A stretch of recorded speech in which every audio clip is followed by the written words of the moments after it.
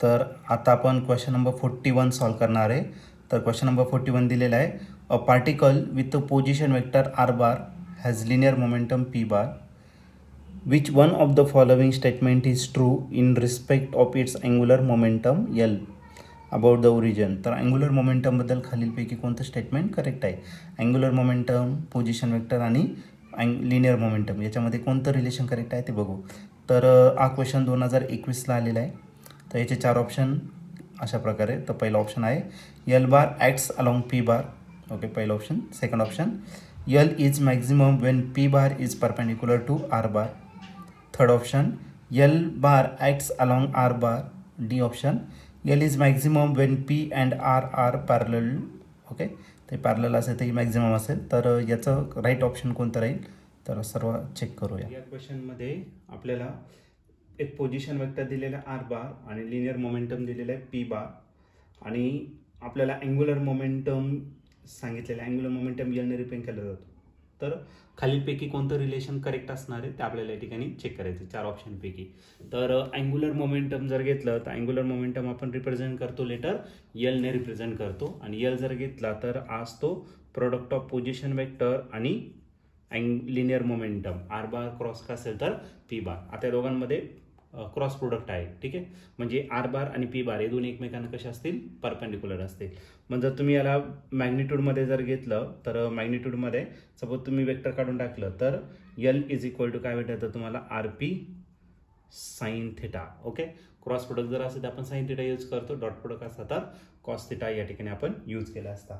तर पहिलं जे ऑप्शन आहे ए ऑप्शन दिलेलं आहे. एल बार जो आहे L bar acts along P bar, हा पहिला ऑप्शन आहे. तर हे सर्व म्हणजे आता एक क्रॉस प्रोडक्ट याचा अर्थ आर पी आणि एल हे तिन्हीच्या तिन्ही एकमेकांना परपेंडिक्युलर आहे. म्हणजे एक जर एक्स ॲक्सिसवरती असेल तर दुसरा वाय ॲक्सिसवरती असेल आणि तिसरा जो आहे तो झेड ॲक्सिसवरती, म्हणजे तिन्ही एकमेकांना परपेंडिक्युलर असणार आहे. म्हणजे कोणीच कोणाच्या डायरेक्शनमध्ये ॲक्ट होणार नाही. म्हणजे जे फर्स्ट ऑप्शन आहे ते फर्स्ट ऑप्शन एकदम कम्प्लिटली रॉंग आहे. आता सेकंड जर ऑप्शन बघितलं तर सेकंड ऑप्शन दिलेलं आहे L bar is maximum. L is maximum दिलेलं आहे. ओके, मॅक्झिमम कधी when P is perpendicular to R bar. P bar हा कसा असणार परपेंडिक्युलर असेल कशाला तर आर बारला. म्हणजे ज्यावेळेस हे दोन्ही परपेंडिक्युलर असेल. आता परपेंडिक्युलरचा अर्थ काय? थिटा इज इक्वल टू किती 90 डिग्री. चला तर बघू आता एल इज इक्वल टू काय भेटत तर आर पी आणि थिटा इज इक्वल टू किती झाला 90 डिग्री. साईन 90 किती 1, म्हणजे हा काय भेटला आर पी इंटू 1 आणि साईनची व्हॅल्यू सगळ्यात मॅक्झिमम किती असते 1च.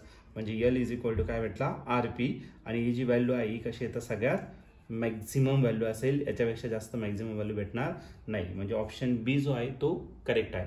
तरी पण आपण एक काम करू, पुढचे पण ऑप्शन आपण चेक करून घेऊ. आता सी जो ऑप्शन दिलेला आहे सी ऑप्शन आहे तुमचं L bar acts along R बार.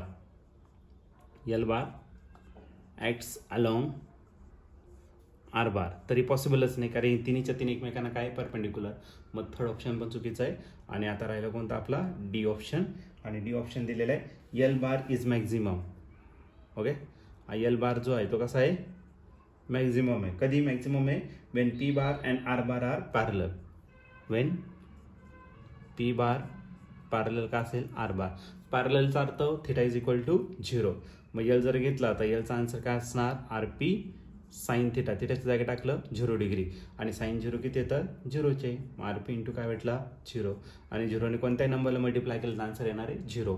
म्हणजे हा मॅक्झिमम नाही, तर हा काय आपला मिनिमम आहे. म्हणजे लास्टचं जे ऑप्शन आहे ते देखील काय इनकरेक्ट आहे. म्हणजे आपलं फक्त एकच ऑप्शन करेक्ट आहे आणि ते म्हणजे काय ऑप्शन बी. म्हणून आपलं जे ऑप्शन आहे तर ऑप्शन बी आपलं करेक्ट ऑप्शन असेल.